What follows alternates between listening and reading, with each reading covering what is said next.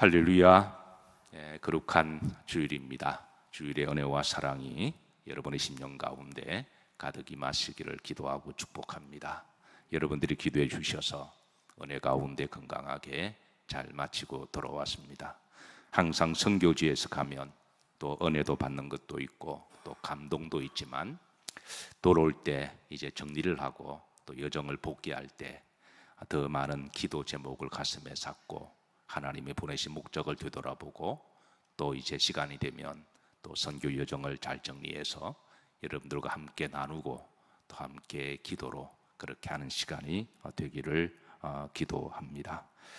자, 우리는 지난번에 이제 갈라디아서 1장에서 7절 가운데 1절 한 절을 살폈습니다. 1절에 보시면 자, 다 같이 한번 합독하시죠. 내가 또 말하노니 유업을 이어들 자가 모든 것의 주인이나 어렸을 동안에는 종과 다름이 없어서, 바울은 여기에서 이제 율법 아래 있었을 때를 이제 종으로 비유하고 있습니다.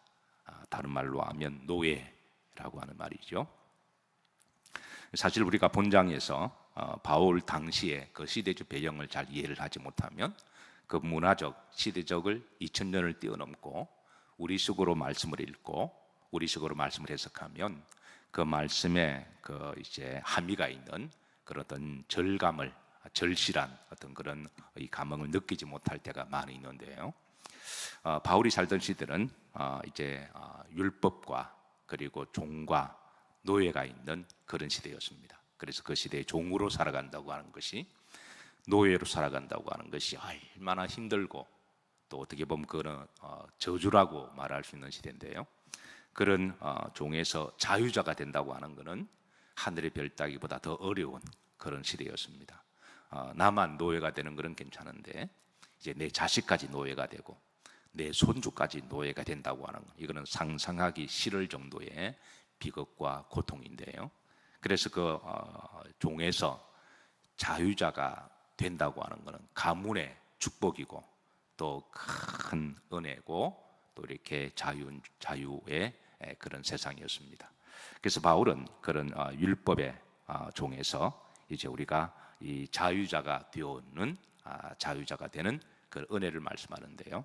사실 원칙은 이렇습니다. 자, 노예에서 바로 자녀가 되는 경우는 없습니다. 노예에서 우선 뭐가 되어야 되나요? 자유자.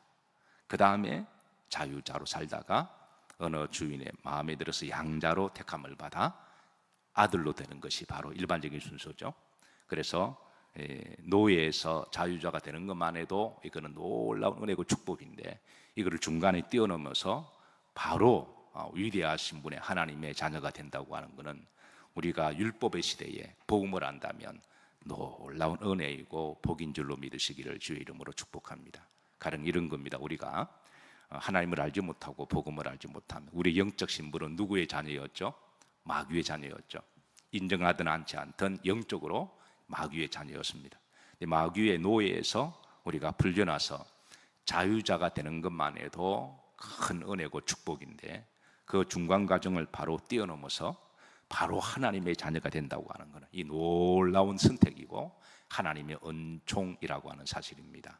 사랑하는 성도 여러분, 자, 우리가 마귀의 노예에서 중간에 예수 그리스도로 말미암아 하나님의 자녀의 신분이 이렇게 엄청 상정된 것만 해도 하나님의 큰 은혜인 줄로 믿으시기를 주의 이름으로 축복하고, 오늘 특별히 주의 날, 주님이 부활하신 날을 기념하는 이 성일에 이 신분 상승의 그 은혜를 다시 한번 기억하시고 또 감사하시고 또 자유를 넘어 하나님의 자녀의 권세를 누리시는 복된 성일 되시기를 주의 이름으로 축복합니다.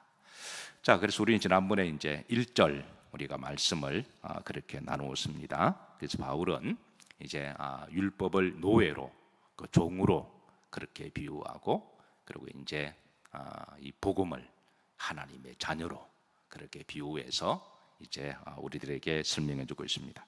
자, 2절로 넘어가면, 자, 2절은 율법이 후견인과 청지기임을 드러내고 있는데요.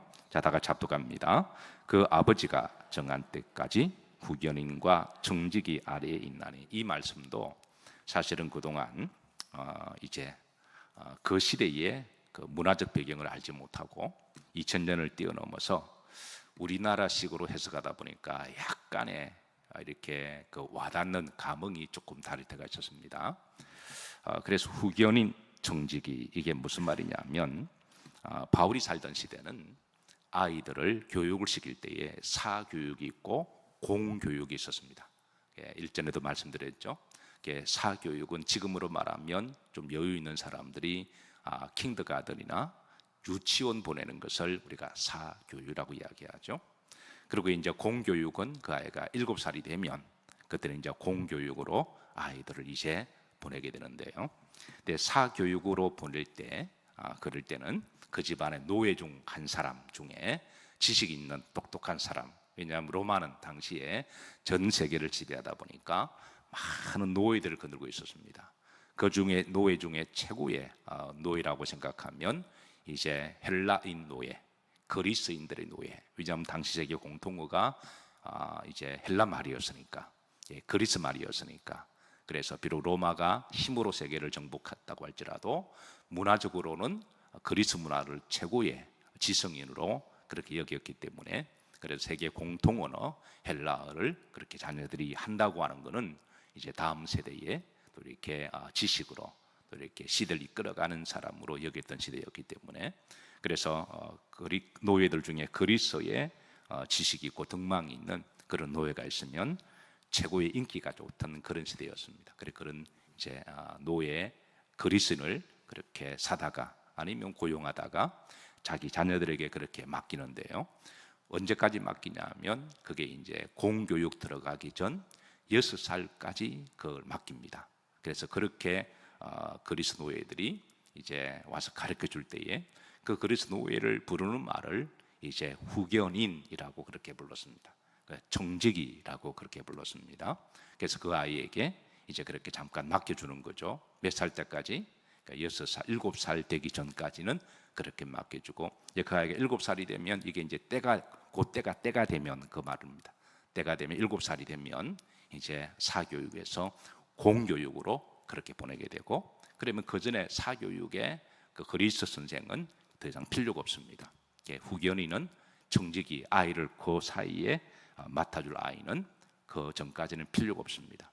그래서 그 전까지는 아이들에게 그 그리스 선생 후견인이 이제 그리스 말도 가르쳐 주기도 하고 또 같이 놀아주기도 하고, 갓난아기니까 놀아주기도 하고 또 어디 가면 또 길을 안내하기도 하고, 어쨌든 6살까지는 그게 이제 그 선생이 그걸 다 맡아서 했습니다. 그럼 6살이 딱 마치면 이제 그 다음부터는 그 후견인의 그런 교육에서 아버지께로 바로 돌아갑니다. 그럼 이제 그 아버지가 맡아서 이제 그 아들을 이제 그렇게 직접 교육을 하는 거죠. 그래서 후견인의 가르침의 기간은 6살 끝날 때까지, 7살 때가 되면 이제 후견인은 더 이상 필요 없고 아버지가 모든 것을 다 맡아서 그 아이를 직접 가르치고, 그리고 이제 로마 공교육에 그렇게 보내서 이제 스스로 공부해서 이렇게 또 이제 자라는 그런 학제 과정을 바울은 비유를 들어서, 자 다시 한번 4장 2절 보십시다. 자 이제 그 아버지가 어느 때까지? 정한 때까지. 이 문화적 배경을 알지 못하면, 그러니까 이제 이걸 다 뛰어넘어서 우리식으로 막 해석하는 거예요. 그러면 때가 참해, 이것도 그냥 너무 신비하게 풀다 나머지 배경과 조금 다소 거리가 있는 영적으로만 해석하게 되는 그런 조금 그런 부분도 있습니다. 자, 그 아버지가 정한 때까지 무엇과 후견인과 정직이 어디에 있나니? 아래에 있나니. 자, 그래서 이제 그 아버지의 때가 지나고 나면 그 후견인 때 가르치는 학문을 일컬어 초등 학문이라고 불렀습니다. 우리가 말하는 엘리멘터리 스쿨 아닙니다. 그 유치원을 이야기를 해요. 그때까지는 초등 학문이라고 부릅니다. 4장 3절로 넘어갑니다. 이와 같이 우리도 어렸을 때에 이 세상의 초등 학문 아래에 있어서 무엇하였더니 종노릇하였더니 그랬습니다. 후견인의 아래에서 이제 뭐 아이가 뭘 알겠습니까? 아이에게 후견인이 그냥 이리 가자 그러면 이리 가고, 그러니까 종노릇 아래에 있었는데, 자 그래서 이제 때가 되면 이제 하나님 아버지께서 이 땅에 우리들에게 이제 참 이제 선생님을 보내주실 텐데, 그분이 바로 예수 그리스도이심을 이제 그때 드러내고 있습니다. 자, 4장 4절입니다. 자, 4장 4절 합독합니다. 뭐가 참해?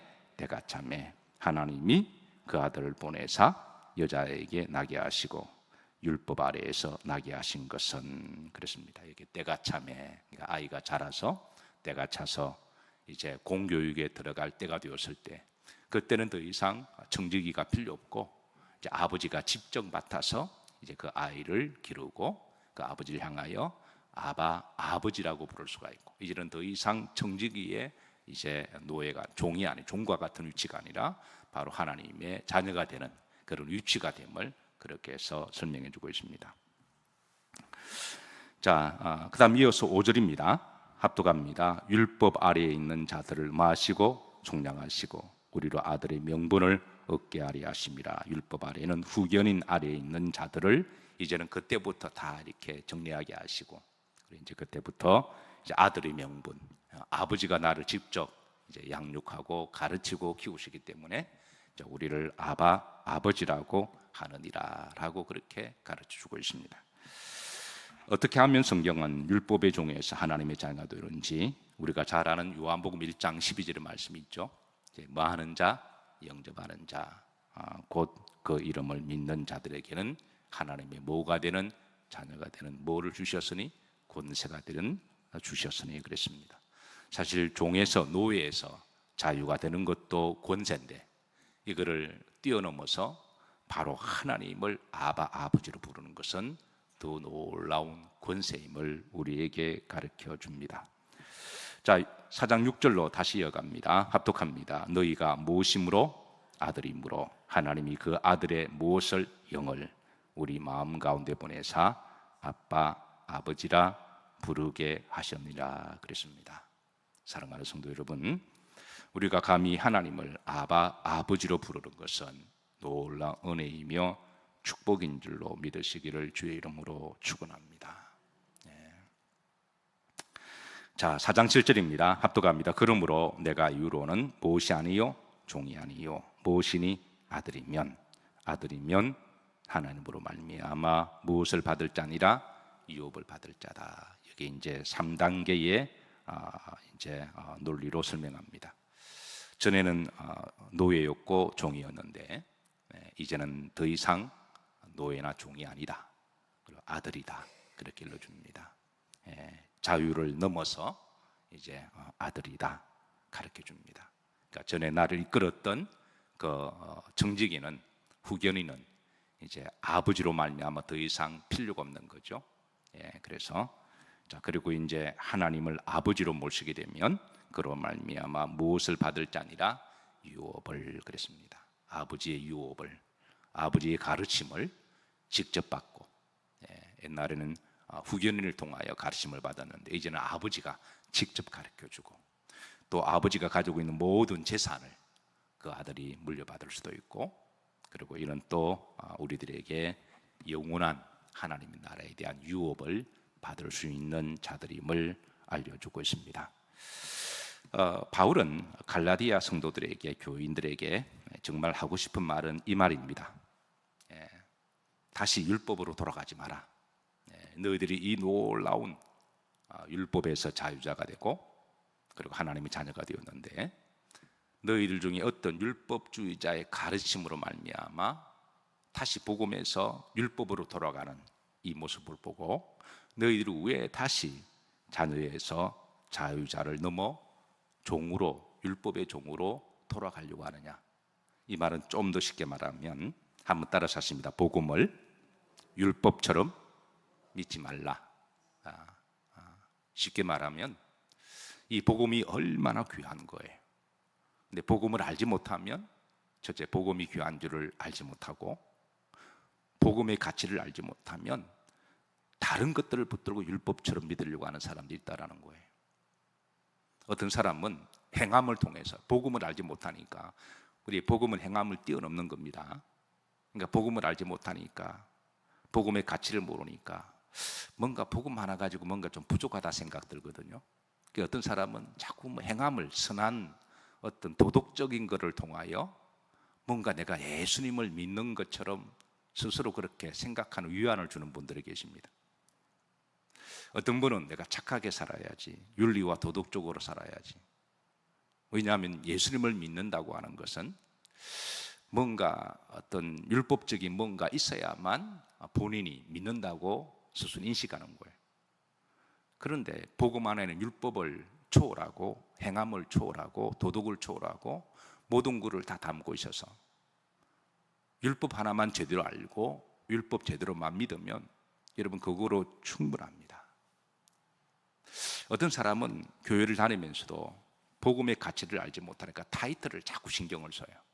감독이나 감리사나 어떤 뭐 장로나 어떤 무슨 뭐 어떤 타이틀, 박사학위나 이런 것들을, 그거는 복음의 가치와 만족을 알지 못하니까 다른 뭐 타이틀이 있어야 뭔가 내가 예수님을 제대로 믿고 좀 더 잘 믿는다고 생각하는 거예요.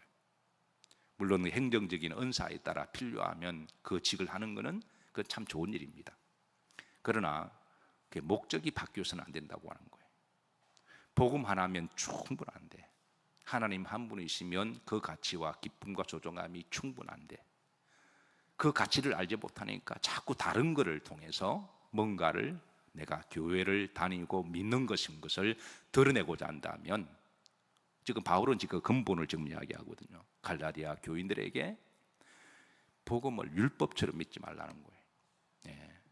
그리고 복음을 알지 못하면 이렇게 귀한 복음 우리가 참 귀하게 얻었는데, 예수님이 죽기까지 하심으로 우리가 얻게 되었는데, 다시 율법으로 돌아가게 되면 어떤 행함을 강조하거나 어떤 외식적인 부분들을 자꾸 드러내게 되면 이거는 주님의 그 죽으심의 복음의 가치가 이게 의미가 없게 되는 거거든요.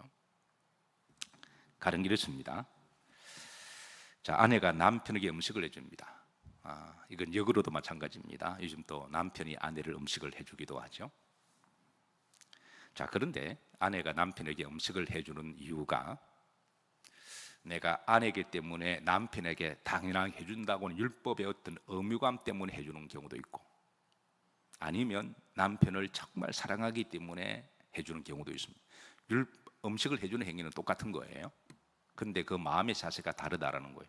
남편이니까 밥 달라 그러니까 밥 줘야지, 이렇게 밥을 해주는 것하고 내가 남편을 정말 사랑하니까 해주는 것하고 이게 같은 거에 다른 거예요. 이건 다른 거죠. 행위는 같아도 이거는 남편도 아내를 향해서 뭐를 해줄 때 아내니까 내가 해줘야지, 내 남편이 이렇게 해주는 것하고, 아내가 너무 사랑스러우니까 해주는 것하고 행위는 같지만 내용과 동기는 다르다라는 거예요. 우리가 예수님을 믿을 때 율법적으로 믿게 되면 이게 율법은 노동이거든요. 이게 나 힘듭니다. 그래서 자꾸 짜증이 나기도 하고, 그럼 뭔가 자꾸 인정받으려고 그래. 내가 노동을 했으니까 노동의 가치를 인정받으려고 그런 거죠. 그런데 예수님을 정말 사랑하기 때문에 하면 그건 노동이 아니라 행함에 대한 기쁨이 있습니다. 나 같은 사람에게 이런 일을 맡겨주셔서 일을 하게 하신 하나님의 은혜가 있다고 하는 거예요. 갈라디아 교인들이 바울이 그렇게 힘들어서 이 복음을 전했고 하나님의 자녀가 되는 그런 놀라운 권세를 누리게 복음의 씨앗을 뿌리는데, 1차 선교 여행을 떠나고 2차 때 다시 돌아와 보니까 이게 다시 율법의 종으로 돌아간 갈라디아 교회와 교인들을 일부, 다 그런 게 아니라 일부입니다, 보면서 너희들 왜 복음을 율법처럼 믿느냐, 너희들이 하나님의 자녀에서, 그 하나님의 자녀는 자유자보다 더 신분 상승이 된 거잖아요. 마귀의 자녀에서 하나님의 자녀로 중간에 자유의 신분을 뛰어넘어 놀라운 신분 상승한 것은 하나님의 은혜인데, 그걸 다시 또 율법의 노예로 그렇게 내려가서 저들끼리 일부 사람들이 예수님을 믿는 모습을 보고, 이게 너희들이 정말 복음의 가치를 알지 못하느냐, 다시 복음의 본질을 전하고 있습니다. 그래서 그 복음의 본질을 다시 잊어버리지 말고 다시 회복해서, 우리가 이걸 첫사랑이라고 말할 수도 있습니다. 그 복음의 가치, 우리가 이 복음의 가치를 알면 우리가 어떤 일을 하든 우리가 기쁨으로 할 수 있고 감사를 할 수가 있고, 그 하나님을 아바 아버지라 부르는 것은 놀라운 권세임을 다시 한번 고백하고, 그래서 우리가 참 자유를 넘어 하나님의 자녀로 하나님의 유업을 이어받을 자로 소망하며 그렇게 살아가는 것이 바로 우리 믿는 사람임을 다시 한번 가르쳐 주시고 있습니다. 사랑하는 성도 여러분, 이미 복음 안에서 이 복음의 가치를 알고 믿음 생활을 감사함으로, 은혜로, 기쁨으로, 우리가 복음을 알면 겸손함으로 신앙생활을 할 수밖에 없습니다. 복음을 제대로 알면 우리가 주께 봉사하는 게 율법이 될 수가 없습니다. 계급장도 의미가 없고 타이틀도 의미가 없습니다. 내가 뭘 하고 나서 드러내는 것도 다 의미가 없습니다. 이 복음 문화 크시기 때문에, 복음 안에 모든 것을 다 담고 있기 때문에 그 안에서 무슨 자랑할 것이 있고 무슨 내세울 것이 있나요? 복음 안에 모든 것을 다 영광스러운 물을 녹여서 그 안에 하나님의 사랑이 있고 하나님 은혜가 있고 하나님의 자유가 있고 그리고 영생의 소망이 있고 모든 것을 다 아우르는 그 모든 놀라운 그 복이 하나님 안에 계시고 예수님 안에 계시고, 이거를 주시기 위해서 오신 분이 예수님이시고 때가 차셔서 이 땅에 오셨으니 우리가 복음 안에서 누리는 자유와 기쁨을 우리가 누리는 게 성도의 복인 줄로 믿으시길 바라고, 혹이라도 이 복음으로 믿었던 이 복음을 다시 율법으로 돌아가지 않기를, 다시 세상으로 돌아가지 않기를, 그리고 우리가 다시 한번 되새기면서 오늘 복음의 삶을 드러내는 거룩한 성일에 이 복음의 축복이 함께 하시기를 주의 이름으로 축복합니다.